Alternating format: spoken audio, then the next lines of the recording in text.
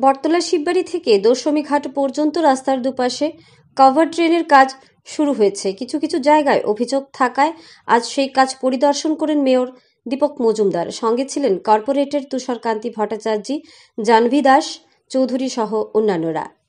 Bureau report, RE Dharmanagar.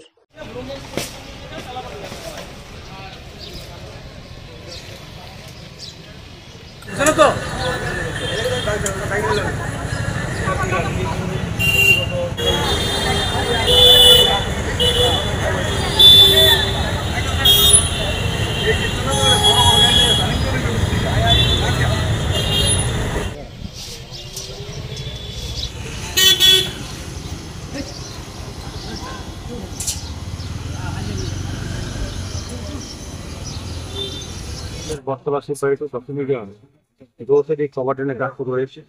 এখানে কিছু কিছু অভিযোগ করেছিল আমাদের কর্পোরেটের মাধ্যমে। আমাদের এমএসি মেম্বার তুষারকান্তি বলেছে যে আসুন জানুয়ারি অতিরিক্ত একটু বিভাগের ইঞ্জিনিয়ার, আমাদের দপ্তরের সুপার ইঞ্জিনিয়ার সহ সমস্ত পার্সন থেকে আমি নিয়েছি। সে লোকের অভিযোগ ছিল যে যে কাজটা করা হচ্ছে সেটা সঠিকভাবে একদম হচ্ছে। ওই কারণে আমাদের যে ইঞ্জিনিয়ার বা অভিযোগ নিয়েছি এতে যাচাই করার জন্য ওটা বিক্রি করেছি। আমরাও নির্দেশ দিয়েছি যেখানে সেখানে কিছু কিছু জায়গায় নিয়ম মতো হয়নি সেগুলোকে রিভিউ দেওয়া হয়েছে। আমি বলবো কাজটাকে সুন্দরভাবে চলতে তোমার রাস্তা এলাকার মানুষের ব্যবসায়ীদের সহযোগিতা করতে হবে। দিনে রাত্রি কাজ হবে। সারা কাজ শুরু হয়েছে, দেখবেন স্মার্ট সিটি কাজ হচ্ছে।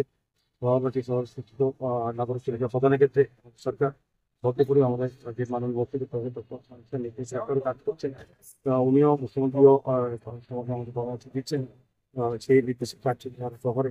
আর বিশেষ করে বটতলা জায়গাটা এখানে কিছুদিন আগে 1.5 বছর আগে যারা বেআইনিভাবে অবৈধভাবে ব্যবসা করছিলেন এই জায়গাটা দখল করে তাদেরকে সরিয়ে দেওয়া হয়েছিল।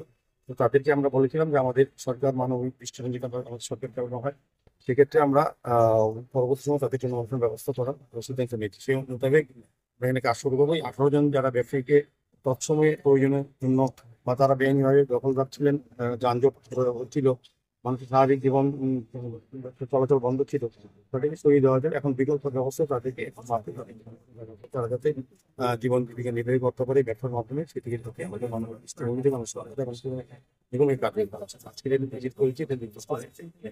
কাজ অলরেডি শুরু হয়ে গেছে।